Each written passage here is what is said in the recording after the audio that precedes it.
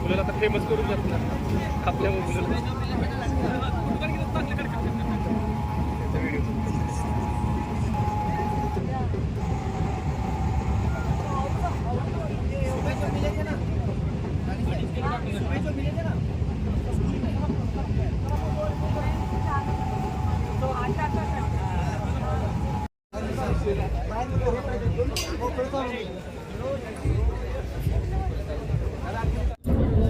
स्टेजवर उपस्थित पंकजाताई,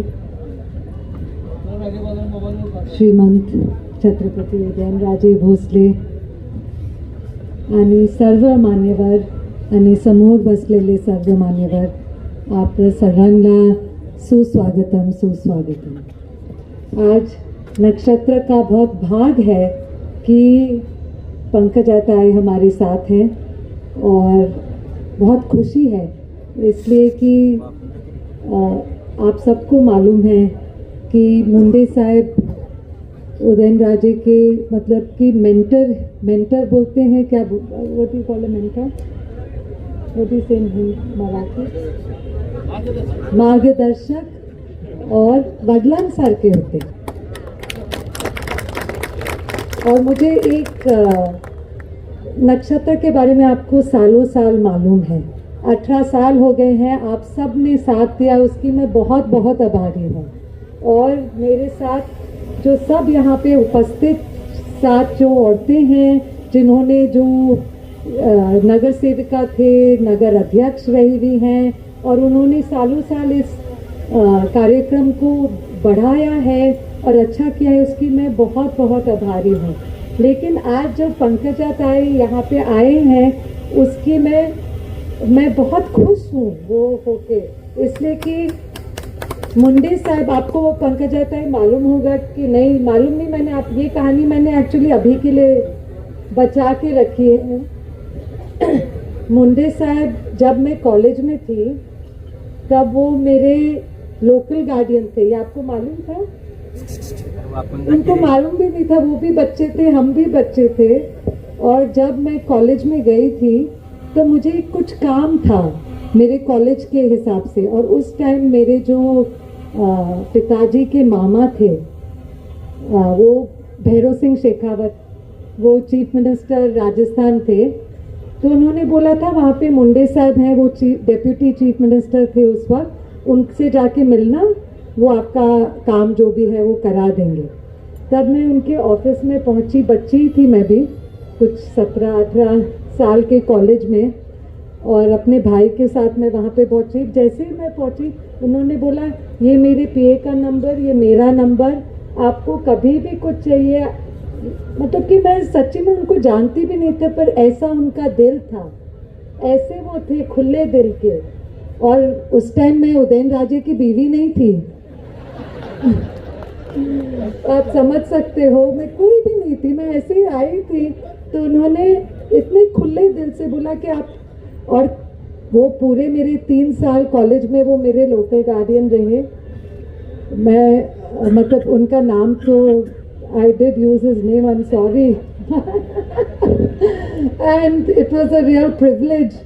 और ऐसी किस्मत रही कि जब मेरी शादी हुई, मुझे मालूम नहीं था कि मुंडे साहब मेरी शादी पे होंगे, पर जयपुर में मुंडे साहब और गडकरी साहब हमारे शादी पे वहाँ पे थे। मैंने बोला देखो ये सही है, यही मेरे लोकल गार्डियन, और अब यहाँ पे भी तो उनका आशीर्वाद और उनका साथ उदयनराजे को ही नहीं मुझे भी रहा है। तो इसलिए ये बहुत बहुत हमारे भाग्य की बात है कि पंकजाताई हमारे साथ हैं और यहाँ पे आए हैं और नक्षत्र में आए हैं। मेरे लिए ये बहुत गर्व और खुशी की बात है। और मैं इतना ही बोलूँगी, ये कहानी शायद मैंने पंकजा ताई से मैं बहुत जब हमारी शादी हुई थी और हमारे बच्चे छोटे छोटे थे तब हम साथ मिलते थे पूना में, और तब से मैं जानती हूँ। मुझे याद नहीं कि मैंने आपको कभी ये बताया कि नहीं, बताया था, शायद बताया होगा। और उन्होंने आप सबको, और एक और कहानी है कि जब मेरी शादी हुई थी और मैंने किसी को कभी उदयन राजेश के बारे में कंप्लेन नहीं किया है, लेकिन मुंडे साहब के साथ मैंने कंप्लेन करी है उदयन राजे की। मैं वो कुछ बोलते, हाँ ऐसे उन्होंने कुछ बोला, मैंने बोला, मैंने भी फिर बैठ के उन्होंने पूरी सुनी भी इतने प्यार से। तो उनकी यादें और उनके लिए दिल में प्यार, मान, आदर बहुत ज़्यादा है। मैं बहुत खुश हूँ, आभारी हूँ कि आप आए और नक्षत्र को बढ़ावा दिया, और यही बोल के मैं रुकूंगी। Thank you. त्यांनी आठवण सांगितली मुंडे साहेबांची, आणि त्या म्हणाल्या मी भरभरून मुंडे साहेबांविषयीच बोलले, तुझ्याविषयी बोललेच नाही. मी म्हटलं बाबांविषयी बोलले हेच माझ्यासाठी किती मोठी गोष्ट आहे, कारण शेवटी आज ते नसताना त्यांच्या आठवणीच ह्या मला ऊर्जा देतात. आणि तेव्हा त्यांनी असं आठवण सांगितली की मुंडे साहेब त्यांचे गार्डियन होते, आणि राजेंशी लग्न झाल्यावर ते खऱ्या अर्थाने जणू त्यांचे गार्डियनच झाले. हे नातं राजेंचं आणि मुंडे साहेबांचं होतं. मला आठवते राजेंची पहिली भेट, त्यांना नसेल आठवत, ते पण एकदम लहान होते आणि अगदी वयाने लहान होते, बारीकशे, आणि ते आमच्या घरी आले होते. आणि मग सगळ्या गावात छत्रपती आले अशी चर्चा होती. आणि तेव्हा पहिल्यांदा राजकारणात ते पदार्पण त्यांचं झालं आणि ते आमच्या घरी आले. अत्यंत लहान त्यांचं वय होतं. तेव्हापासून मुंडे साहेबांनी त्यांच्यावर खूप प्रेम केलं, आणि त्याहून जास्त प्रेम राजेंनी आज मुंडे साहेबांना 10 वर्ष झाले तरी करतात. पत्रकारांनी ना खूप गोड गोष्ट केली. आज मला तिकडे गाठलं आणि माईक समोर ठेवला, बूम समोर ठेवला. मी म्हटलं बापरे, बूम आला म्हणजे आता काहीतरी वेगळं आहे. पण त्यांनी इतका गोड प्रश्न विचारला. माझ्या राजकीय जीवनाच्या 20 वर्षात मला कोणीच असा गोड प्रश्न विचारला नाही. पत्रकारांनी प्रश्न विचारला, ताई आता इकडे येऊन कसं वाटतंय तुम्हाला, माहेरी आलात, किती छान बोललात तुम्ही.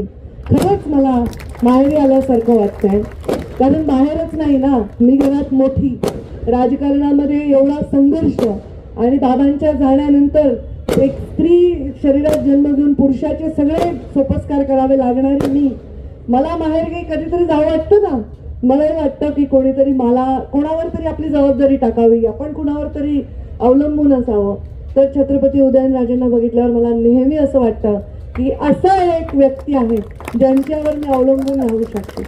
मला आठवतं मी जेव्हा पुण्याला शिफ्ट झाले होते, मुंबईला माझं लग्न झाल्यानंतर मी मुंबईवरनं पुण्याला शिफ्ट झाले, तर राजेंनी घरी जेवण ठेवलं होतं आणि त्यांनी आम्हाला बोलवलं आणि त्यांनी सांगितलं घाबरायचं कारण नाही, मी मुंडे साहेबांना शब्द दिलाय, छत्रपती इथे पाठी राखाय, पोरीची काळजी करायची नाही.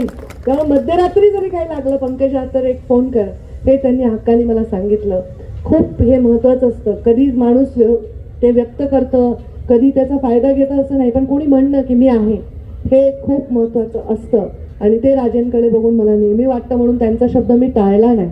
कारण माझ्या शिवशक्ती परिक्रमेला जर उंची मिळाली असेल ना, केवळ राजे तुमच्या तिथल्या उपस्थितीमुळे त्याला उंची मिळाली.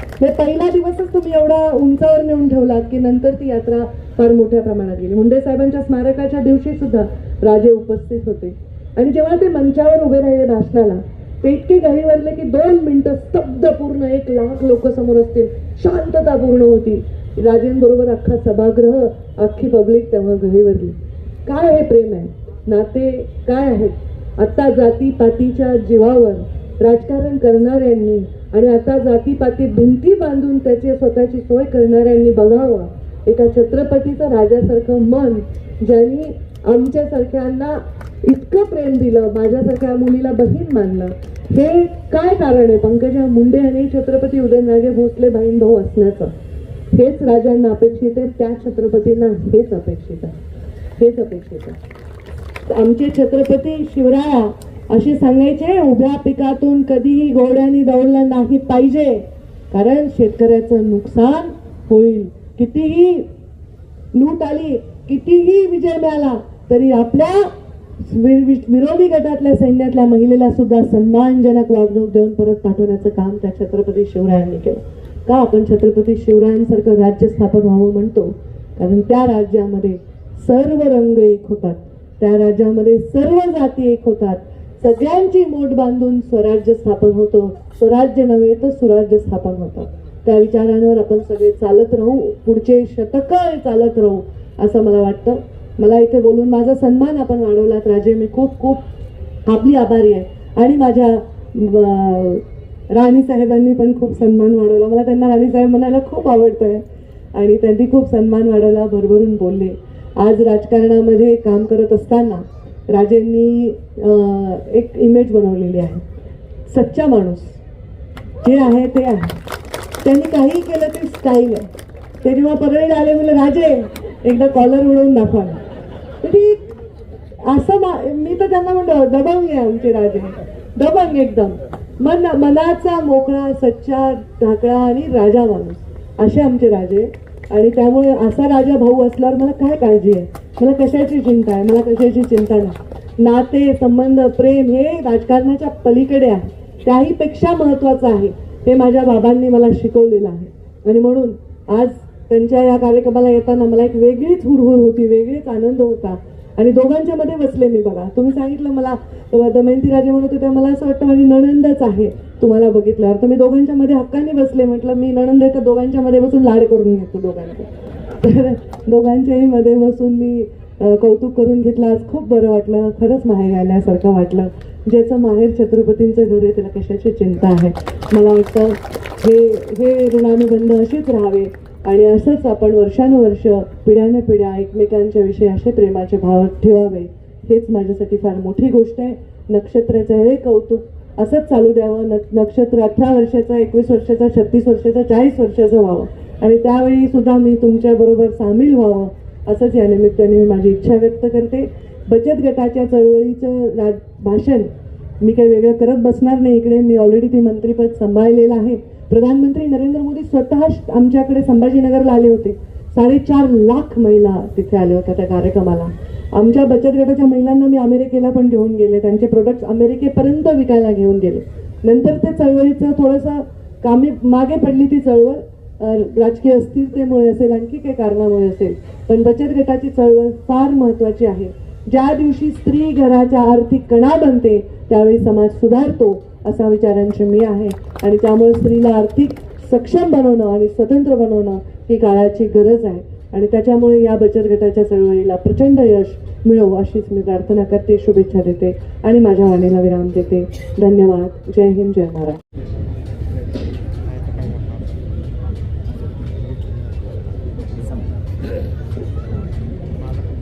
सर्वप्रथम या ठिकाणी मी व्यक्तिशः माझ्या वतीने आणि व्यासपीठावरती उपस्थित सर्व मान्यवरांच्या वतीने आणि लोकशाहीतल्या आपणासारखे सर्व राजांच्या वतीने छत्रपती शिवाजी महाराजांना आणि मुंडे साहेबांना विनम्र अभिवादन करतो.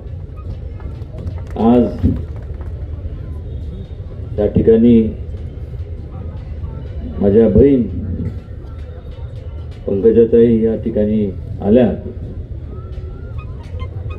खऱ्या अर्थाने केवळ सातारा तुमचं माहेर नाही, एक लक्षात घ्या, मुंडे साहेबांनी अनेक लोकांवरती एवढं प्रेम केलं आहे की संपूर्ण महाराष्ट्र तुमचं माहेर आहे.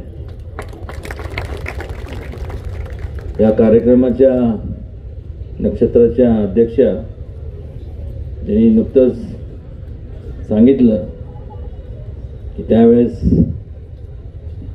लग्न झालं नव्हतं आणि हे ते काय त्या बोलल्या काय जे माहीत नाही अशा दमयंती राजे त्यांच्या आणि पंकजा यांच्या मैत्रीण आणि रुद्रा फाउंडेशनच्या सर्व रसिकाताई वाकलकर, माझे मित्र धैर्यशील दादा, भरत नाना, सुनील काटकर, मनोज दादा, सदाशिव खाडेसर, धाने बापू, रंजना रावत, चित्रलेखा ताईसाहेब, सुवर्णाताई पाटील, शंकरराव काका किर्दत, गीतांजली कदम, रंजना रावत, सुरभीताई भोसले, चिन्मय कुलकर्णी, संग्राम बर्गे, विठ्ठल शेठ बलशेटवार, विकास गोसावी, राहुल शिवानी, कविताताई, शिवानी कल्लस्कर, त्याचबरोबर संपूर्ण नक्षत्राच्या गेल्या 18 वर्षापासून सातत्याने त्यांच्या उराशी एक विचार घेऊन की गृहलक्ष्मीला कधीतरी ती उद्योग लक्ष्मी बनली पाहिजे, ह्या भावनेने प्रेरित होऊन दमिंजीराजेंना त्यासोबत स्मिता घोडके असतील, सुजाता राजे माडिक, स्नेहल राजे शिर्के, मायाताई पवार, आशाताई जाधव, धनश्रीताई माडिक, कल्पनाताई चतुर, सुनीता परांदे, अरुणाताई, अलका शेट्टी, सीमाताई किर्दत, संतोष कनसे, प्रवीण दसके आणि उपस्थित या कार्यक्रमासाठी सर्व आपण ज्येष्ठ श्रेष्ठ वडीलधारी सर्व व्यक्ती, सर्व माता भगिनी आणि माझ्या तरुण मित्रांनो,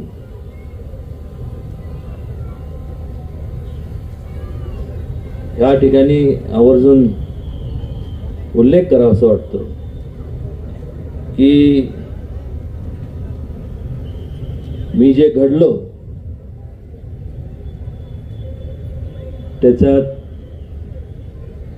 सिंहाचा वाटा कोणाचा असेल तर मुंडे साहेबांचा होता. 7वीत असताना वडिलांचे जे छाया हरपली, त्यानंतर धडपडत समाजसेवा करत मुंडे साहेबांची भेट झाली आणि त्यापासून एक मार्गदर्शक, एक वडील म्हणा आणि त्याचबरोबर मित्र सुद्धा, असे अनेक पैलू मला त्यांच्यामध्ये पाहायला मिळाले. जेव्हा कोण माझं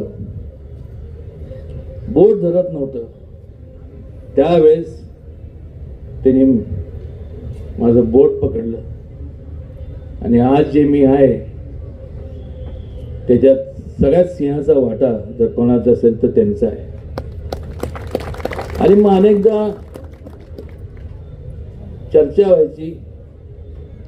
मला अजून आठवतं मुंडे साहेब तसं पाहायला गेले आत्ता असते किंवा पंकजाताई सुद्धा हे तसं माझे मतदार आहे का, तर यांचं जे ग्रामदैवत आहे हे शिखर शिंगणापूर आहे. मग त्या काळापासून कामाच्या निमित्त असं जात मग परळीला गेले आणि ज्यावेळेस शिखर शिंगणापूरचा आईसाहेबांनी ठरवलं की इथं मोठा आपण 7 फुटी सोन्याचा कळस बसवायचा, त्यावेळेस आम्ही तो कळस दुसऱ्या कोणाच्या हस्ते बसवला नाही, तर फक्त मुंडे साहेबांना एकच सांगितलं. त्यांचे अत्यंत महत्त्वाचे कार्यक्रम होते, पण म्हणलं हा योग आहे आणि तुम्हाला आलंच पाहिजे. आणि त्यामुळं ते आले.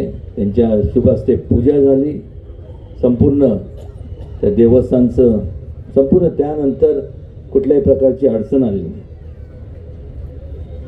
किंवा पावलोपावली त्यांची आठवण कशा करता येते, कारण खऱ्या अर्थाने एक म्हणजे भोळा बाबडा दिलदार ज्याला म्हणतो माणूस, म्हणजे त्यांचं नाव गोपीनाथ मुंडे. म्हणजे मी अत्यंत बारकाईने बघितलं आणि ज्या वेळेस दुर्दैवाने तो दिवस एवढा दुर्दैवी होता. पण त्यानंतर मला अजून आठवतं, पहिल्यांदा ज्या वेळेस पंकजा भाषणाला उठली, मी असं बारकाईने बघत होतो आणि नंतर भाषण संपल्यानंतर मी टी व्हीवर बघत होतो आणि मी एकच सांगितलं, म्हणलं बस वाघीण शोभती. म्हणलं एवढं सगळं असताना मला माहित आहे, जेव्हा आपल्या वडिलांचा सावली आपल्याकडून लांब जाते, मी ते सोसलंय. त्यावेळेस पंकजांनी एकच म्हणाले की मी आता रडणार नाही, मी लढणार, लोकांची सेवा करण्यासाठी माझं आयुष्य घालवणार. आणि त्यानंतर अनेक मंत्रिपद, आज जे आपण संपूर्ण बचत गटाचा आपण संपूर्ण जो हा उपक्रम नक्षत्राच्या माध्यमातून गेल्या 18 वर्षे आपण करतोय, त्या खात्याच्या त्या मंत्री होत्या. किंबहुना परवाच त्यासाठी म्हणजे मी दुसऱ्या कामासाठी गेलो होतो मुंबईला, गिरीशभाऊ महाजन यांची भेट झाली. त्यांना मी सांगितलं की आज त्यांच्याकडे ते खातं आहे आणि कुठंतरी ह्या संपूर्ण बचत गटासाठी एक चांगल्या प्रकारचं भवन या ठिकाणी व्हावं, एक बाजारपेठ निर्माण व्हावी, याकरता आम्ही प्रपोजल दिले आणि लवकरात लवकर त्यांनी आम्हाला आश्वासन दिलं की ते सुद्धा आम्ही मंजूर करू. पण कारण नसताना पंकजांनी माझं खूप कौतुक केलं. आदेश हे ते तुम्हाला वाटतंय का? आदेश मी एकच सांगितलं, लहानपणी कसं असतं माहिती आहे ना, मी म्हणलं आला नाही, काय म्हणतात कट्टी, म्हणलं मग कट्टी होईल ना, नाही कट्टी नको मग या. आणि एक खऱ्या अर्थाने मगाशी ज्या व्यक्तींचं आपण म्हणजे तिथं नतमस्तक होतं, छत्रपती शिवाजी महाराज यांच्या आदर्श घेऊन नाव सांगणारे भरपूर लोक असतात, पण त्यांचा आदर्श घेऊन त्या पद्धतीने ते त्यांचे आदर्श आचरणात आणण्याचं काम फार थोडे लोकांनी केलं. त्यापैकी मुंडे साहेबांनी त्यांच्या पश्चात पंकजाताई सर्वधर्म समभावाची संकल्पना त्या काळात महाराजांनी मांडली. लोकांचा सहभाग राज्यकारभारात व्हावा ही लोकशाहीची संकल्पना त्यावेळेस छत्रपती शिवाजी महाराजांनी एक त्यावेळेस त्याची ती मांडली, आचरणात आणली. आणि आज तसं पाहायला गेलं तर लोकशाहीचं खरं तो ढाचा आहे तो छत्रपती शिवाजी महाराजांनी केला.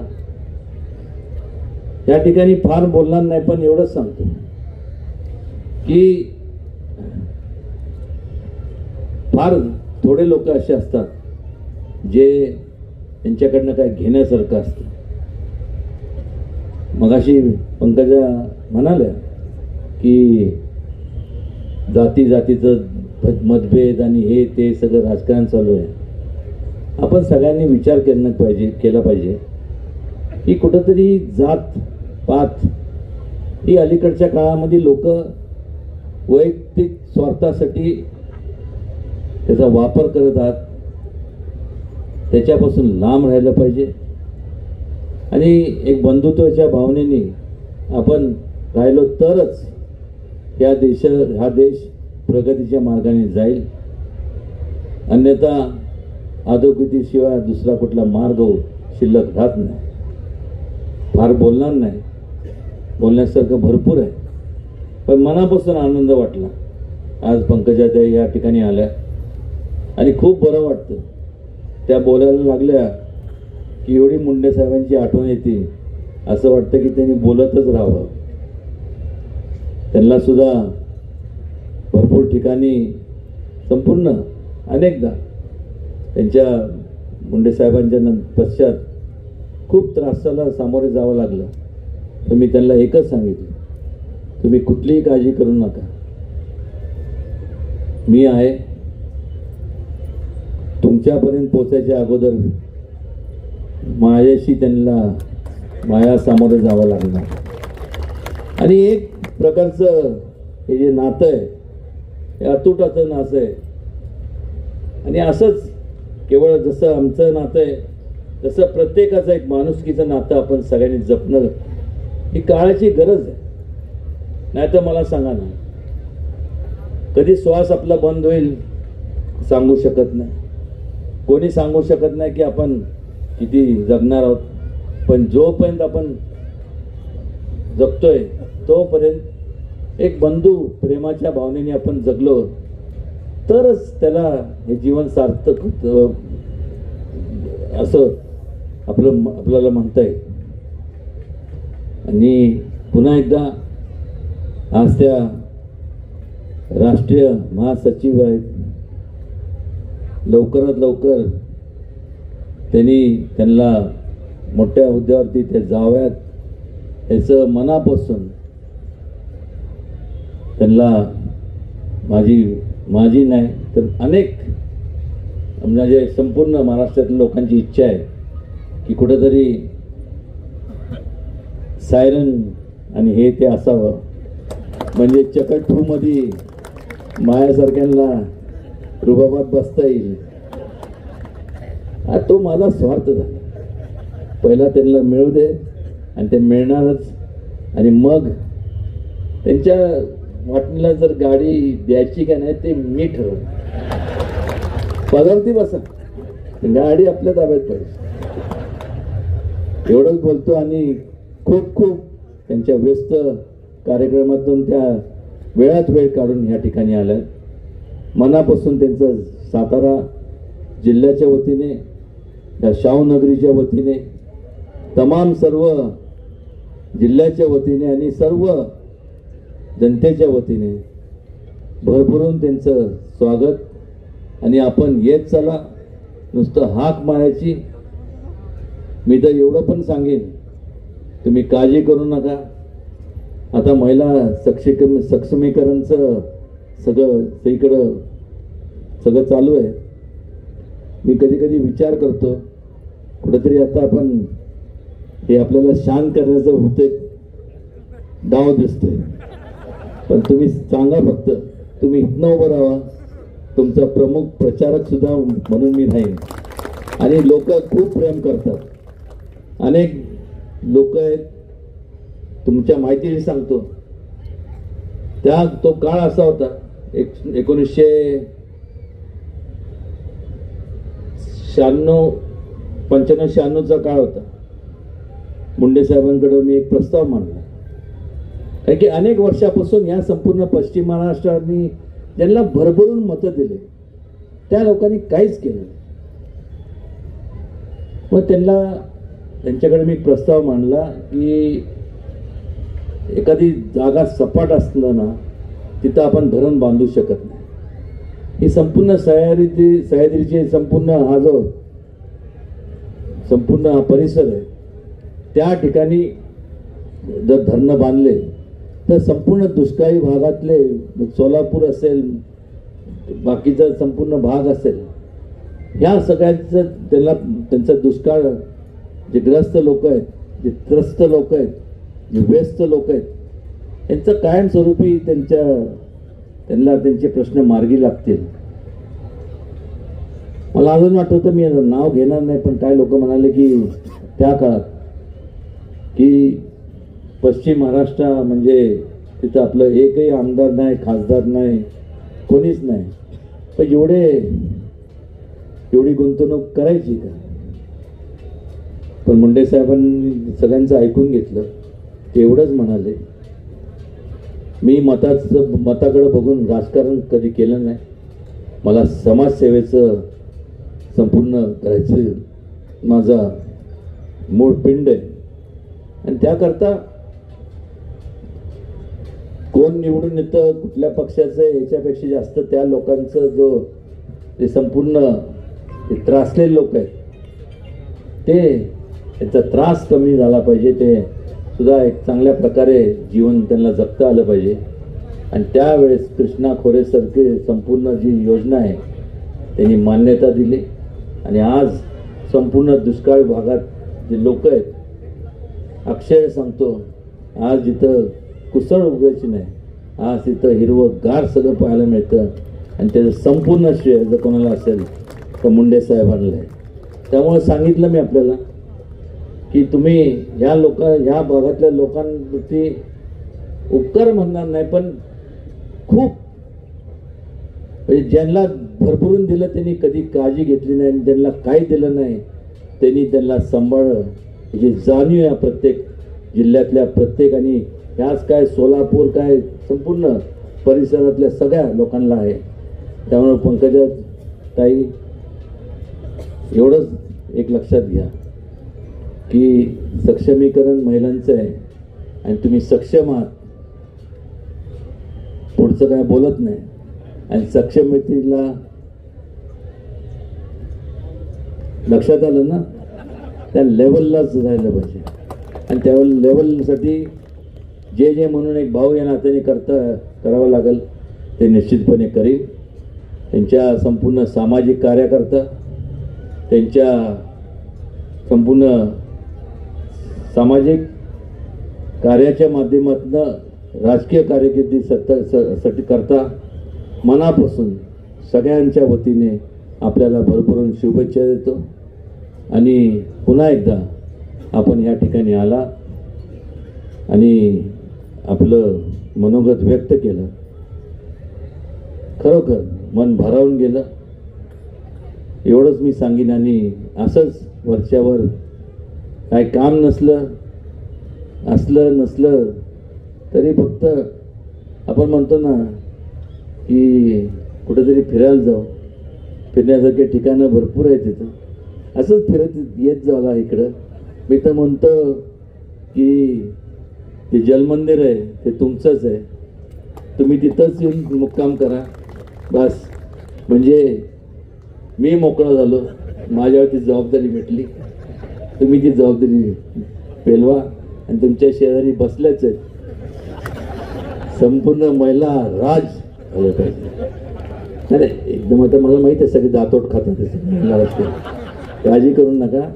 एक सांगतो, कुठलंही तुम्ही रिसर्च आणि सायन्स आणि याच्या टेक्नॉलॉजीचं डिपार्टमेंट बघितलं तर सायंटिफिकली याच्यातनं एक म्हणजे रिसर्चनी जिथं हे रिसर्च होती त्या ठिकाणी महिलांचं कॉन्सन्ट्रेशन, त्यांचं सातत्य आणि त्यांचं संपूर्ण योगदान हे पुरुषांपेक्षा जास्त आहे, हे प्रूव्ह झालेली गोष्ट आहे. नाही तर पुरुषांचं काय, तिथं एक बोलायचं आणि मग जाता जाता असं सुनील असं म्हणत होतं तर गेला बाहेर तिथं ते म्हणजे ते मळत बाहेर जास्त पण थोडंसं इथं असं करून लय शहाणा आहे. आणि परत हे करताना त्याला दाखवतच म्हणजे सुनील मेला. असं महिलांचं नसतं. त्यामुळं विश्वास महिलांवर ठेवा. म्हणजे याचा असा अर्थ नाही की माझ्यावर ठेवू नका. मी सुद्धा एक एक्सेप्शन म्हणतो ना, एक अपवाद म्हणतो, त्यातलं एक मी पात्र आहे. सगळे आता म्हणत असतील की आम्ही काय विश्वासाचे पात्र नाही. बघू आता आहे एप्रिल मे मध्ये बघू. तसं काय बघायची भानगडीत पडून नका. चेष्टा केली, तुम्ही सुद्धा विश्वासाचे पात्र आहात. कुठेतरी फार सगळं एकदम गंभीरपणे सगळे चाललं होतं म्हणून थोडंसं लोकांमध्ये जरा झोपतील. आणि आता जास्तीत जास्त खिशात जेवढे पैसे आहेत बाहेर सांगून ठेवलं सिक्युरिटीला. म्हणलं ज्यांना घरी जायचं असेल ना त्यांची खिशे तपासा. हे बघा, जोपर्यंत तुम्हाला सांगतो ऐका, त्यांना सांगितलंय जोपर्यंत आशय होत नाही तोपर्यंत बाहेर कोणाला सोडायचं नाही. त्यामुळे महिला तुम्ही काळजी करू नका. सगळे बचत गट खूप तुमची विक्री होणार आहे. नाही तर मी तिथं आहे, त्यामुळे मी कोणाला सोडत नाही. आणि त्यांच्याबरोबर आता ते घरचे आले असतील ते पहिलं तर त्यांना सोडणार नाही. असं कधीतरी ढिलं करा जरा, काय असंच प्रेम राहू द्या, असंच आपल्या सगळ्यांचे आशीर्वाद आमच्या सारख्यांच्या पाठीशी राहू द्या. कारण की त्यातनं एक प्रकारची ऊर्जा मिळते, त्यातनं एक प्रकारचं प्रोत्साहन मिळतं तुमची सेवा करण्यासाठी. त्यातनं असं वाटतं की कुठंतरी आम्ही जेव्हा करत असतो तेव्हा कुठल्या स्वार्थी भावनेने करत नाही की आपल्याला हे पाहिजे ते पाहिजे. अजिबात नाही. तुमचं भलं व्हावं, तुमचं चांगलं व्हावं, तुमचं उत्कर्ष व्हावा, तुमची प्रगती व्हावी. आणि तुमच्या माध्यमातून तुमचं भरपूर तरुण जे पिढी आहे तुमच्या ती बरोबर त्यांनी भरारी मारावी एवढंच या प्रसंगी सांगतो. आणि पुन्हा एकदा पंकजाताई आणि ते आल्या त्या ह्या सातारला आणि या कार्यक्रमाला त्यांनी उपस्थिती दर्शवली त्याबद्दल पुन्हा एकदा नक्षत्राच्या वतीने व्यक्तिशः माझ्या आणि रवींद्र यांच्या वतीने त्यांचे मनापासून आभार मानतो. जय हिंद, जय महाराष्ट्र.